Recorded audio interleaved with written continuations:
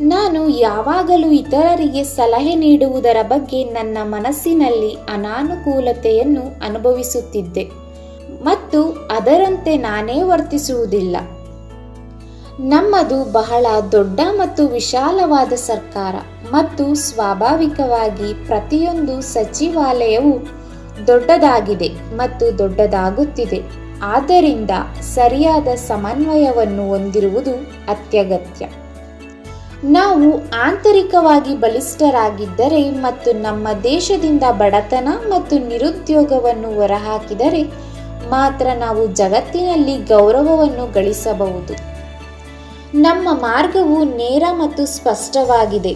ಸ್ವದೇಶದಲ್ಲಿ ಸಮಾಜವಾದಿ ಪ್ರಜಾಪ್ರಭುತ್ವವನ್ನು ನಿರ್ಮಿಸುವುದು, ಎಲ್ಲರಿಗೂ ಸ್ವತಂತ್ರ ಮತ್ತು ಸಮೃದ್ಧಿ ಮತ್ತು ವಿಶ್ವ ಶಾಂತಿ ಮತ್ತು ವಿದೇಶದಲ್ಲಿರುವ ಎಲ್ಲ ರಾಷ್ಟ್ರಗಳೊಂದಿಗೆ ಸ್ನೇಹವನ್ನು ಕಾಪಾಡಿಕೊಳ್ಳುವುದು.